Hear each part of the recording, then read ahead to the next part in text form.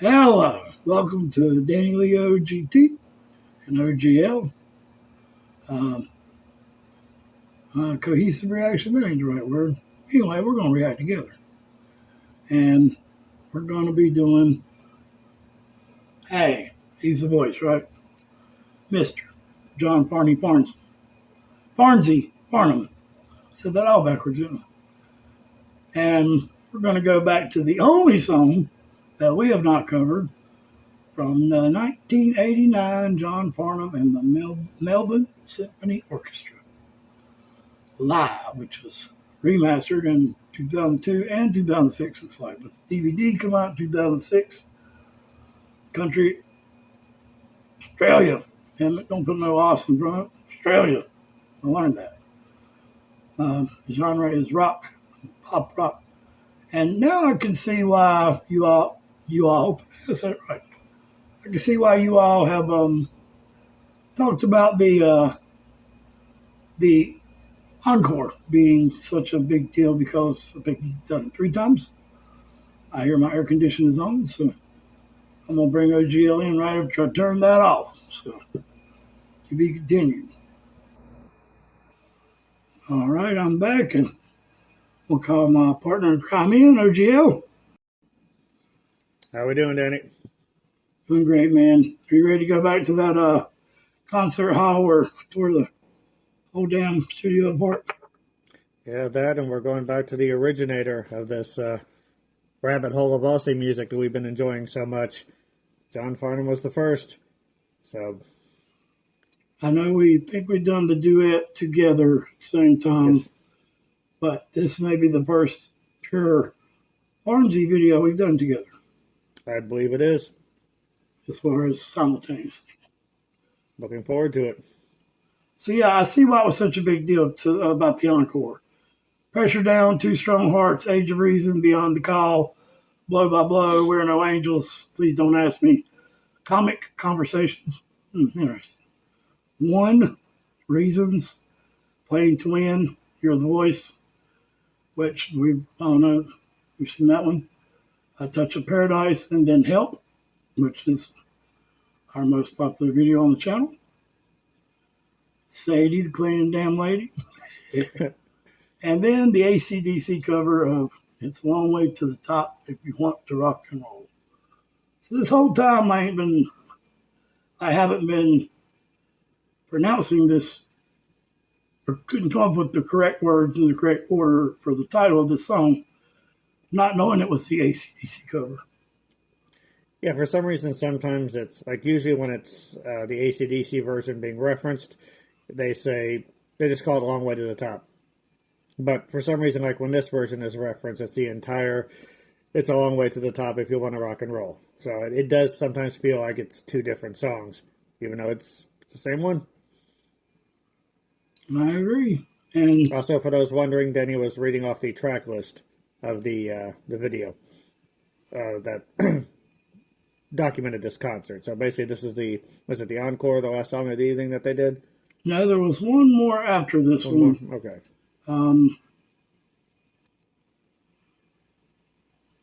That was the other tab we pulled up.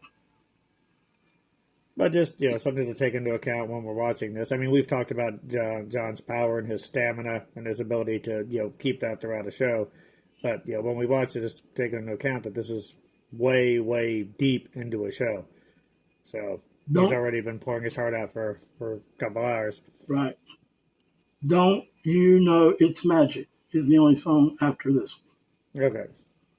So, you believe and I do know it's magic. It's magic anytime this man touches the mic stand, and be careful because he'll up with it too. He's a ninja. I would trust John with the mic stand more than I would Jimmy. As we saw, John is very precise with that thing. He'll throw it up and he'll catch it. And Jimmy will just wing it wherever. Jimmy will grab your ass, pull your ass down, and sing in your ear like he did Ian. A wild thing. Loved it. So I don't know which one of these you all will see first, but we're going to release them around the same time. So if you're watching this and you ain't seen Wild Thing, you will. If you've already seen Wild Thing, then what the hell am I saying it for? And we hope you enjoy these reactions as much as we do. Yeah, because, I mean, we we wouldn't just lay down everything to play Australian music because you get good reviews and you guys engage with it, which we love all that. And I said it wrong again. We appreciate it. Your engagement is more than everything we have together, but that don't make it any less important to us as we're loyal to our subs.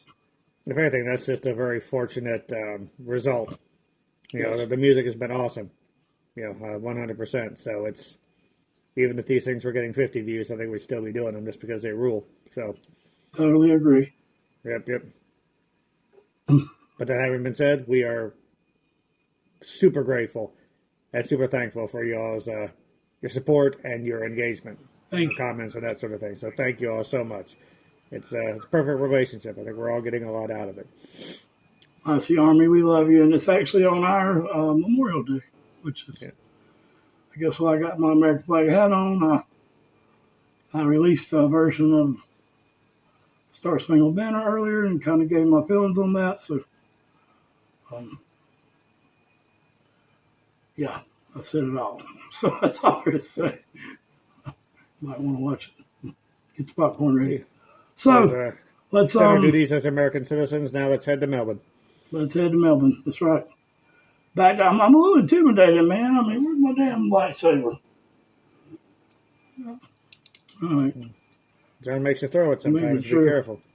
I'm going to damn bolt it to my head or something. In my third eye. All right, so let's do this.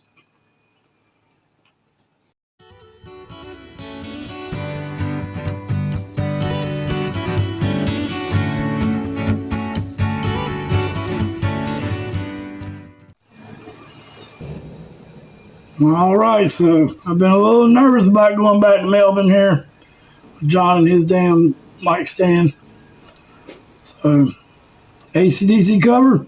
It's a long way to the top if you want to rock and roll live in Melbourne to the Melbourne Symphony Orchestra. John Farnham. You ready, OGL? I am ready as I'm ever going to be. Let's see how long it takes to get to the top. Let's do it.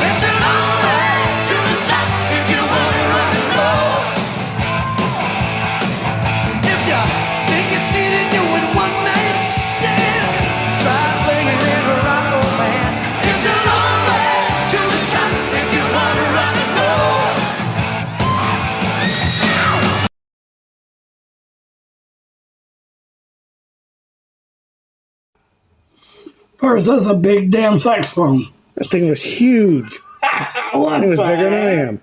What the hell, man? I've never seen one that large. I tell you, I've seen a lot of people cover a lot of bands, and ACDC would not be up top tier bands for me. They'd be up there in great bands, but not the greatest of the great. But I have noticed something, and even in the Perfect Circle, covering Dog Eat Dog, Maynard, James Keenan, all bands, it seems like they cover ACDC, don't change the song. And now, John may still, but I like that they pay major props to ACDC in that way.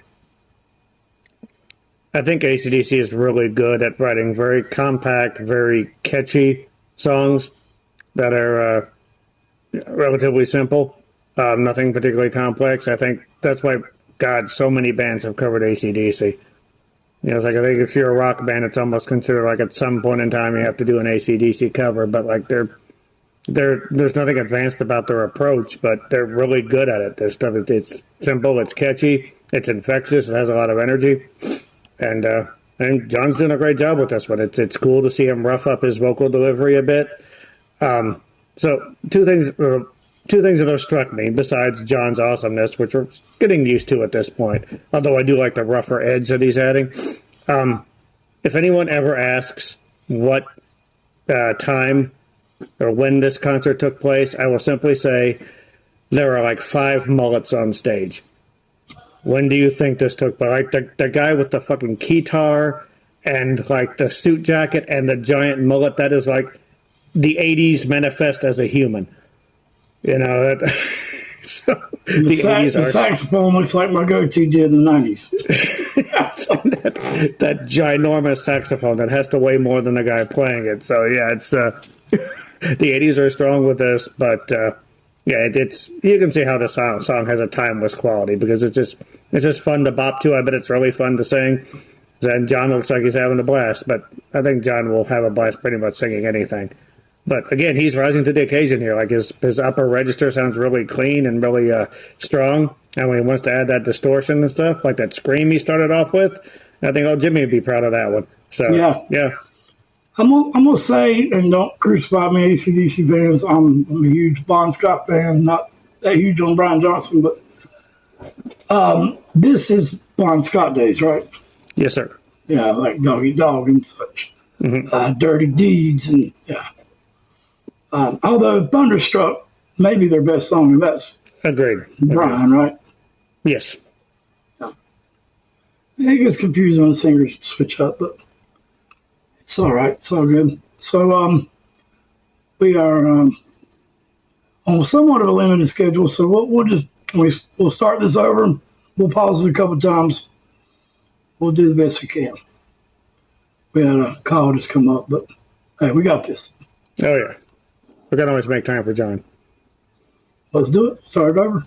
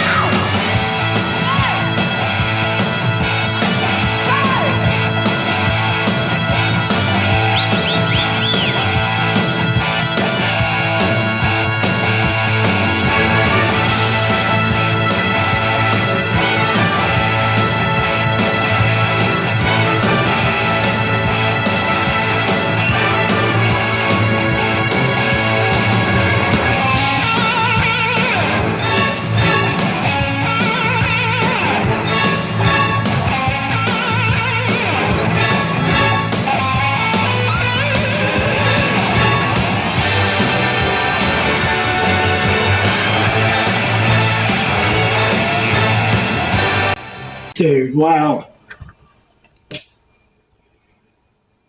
Aussie Army, those of you who say... Can't hear you, brother. Yeah.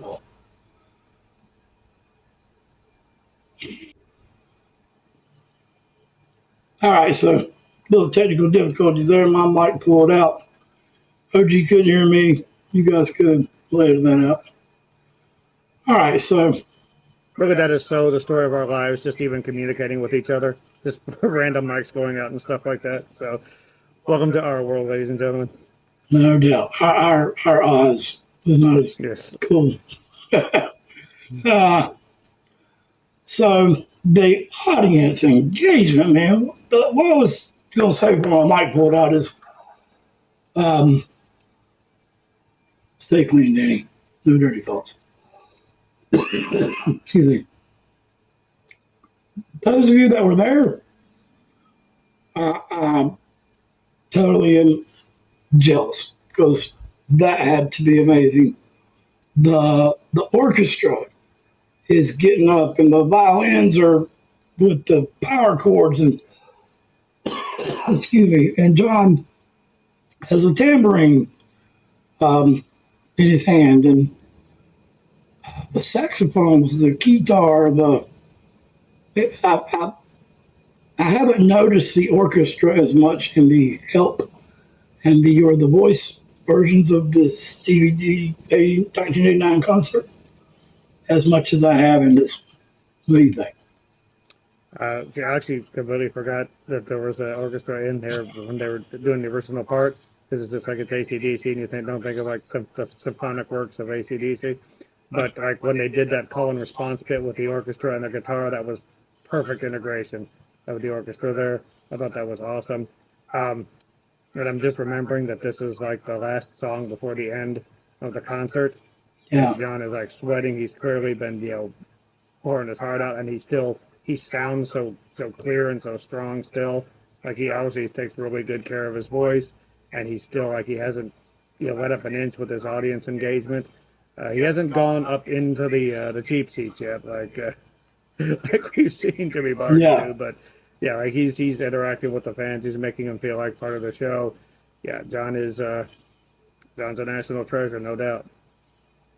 Yeah, it's a beautiful thing.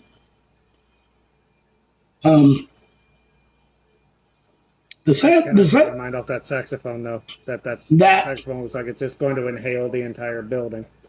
Huge. I've never seen nothing like it. I thought it was a tuba or something at the beginning, but yeah, or when I first saw it, but it's not. It's a big ass saxophone.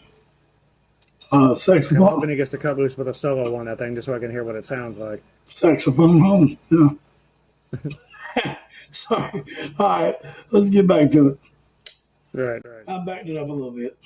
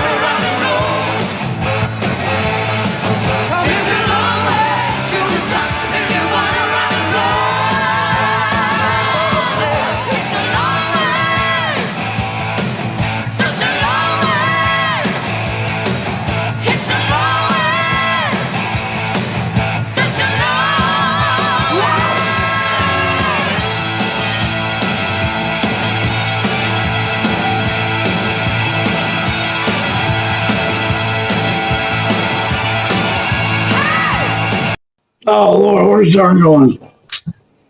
No, I'll back that up just a little bit. I'm sorry. I wanted to point out that first of all, the Tina Turner hair, rest in peace, Tina Turner. That was thinking the same thing. Yeah, that just made me think of Tina when I seen the hair. The backup singers are playing a big role in this. They're killing it. Great job. They sound great. They do. seems like this is a team effort. The end of the concert. Don't get me wrong, John's killing it. John's ninja, I ain't a word. John is being a ninja, ninjing.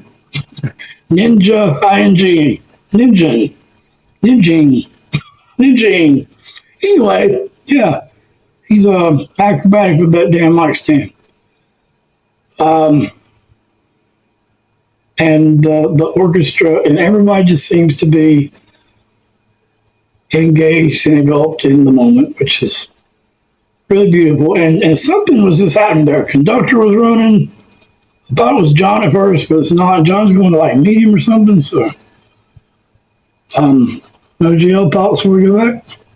I think that's another one of the appeals of stuff like ACDC stuff, that it's simple and catchy, and that sort of allows you to sort of some free reign to do some improvisation and like to engage the crowd and stuff like that. But like you mentioned, like the original is a pretty basic rock and roll song and great for it.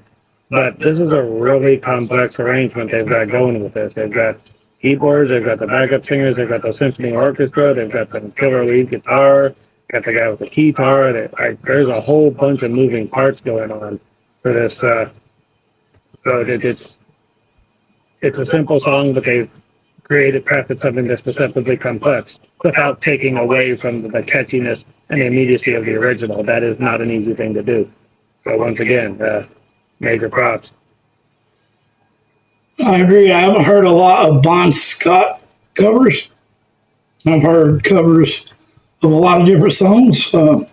Back in Black, that was Brian, right? Yes, that was, I think. So I've seen a lot of covers. Not too many of the older music. I may just not be looking, but so yeah, this is great. I'll say John's voice is great. He doesn't have the growl Jimmy has or that Bon had, but he's got enough to pull this off. Hands down, no question. Great job. Now let's see what the hell he's about to do. Went back to 333. I love my numbers.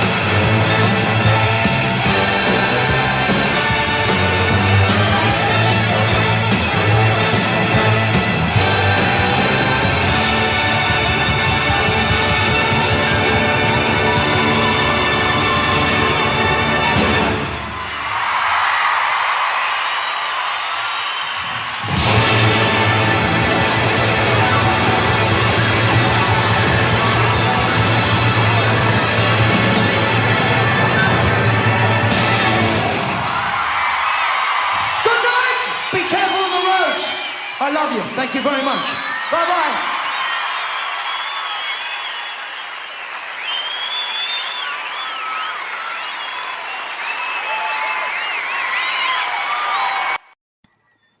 Yeah, that was good. That was beautiful. I love how he always says, be careful. He's such a nice guy.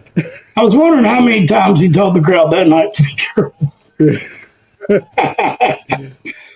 Oh, Lord. Yeah, we would have went back more on that one, y'all, if we could have.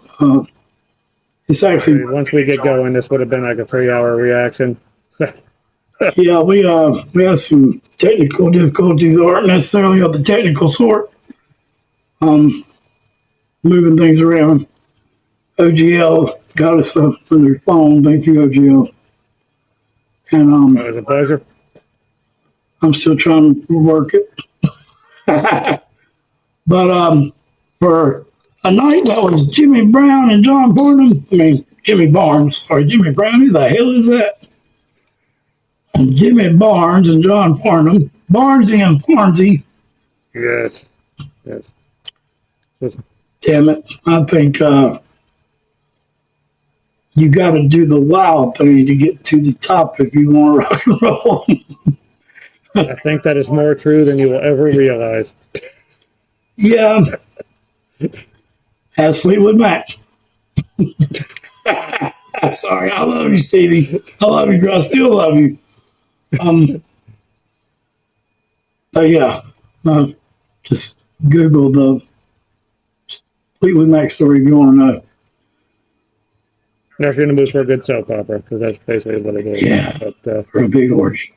For the other. so yeah, we've got so.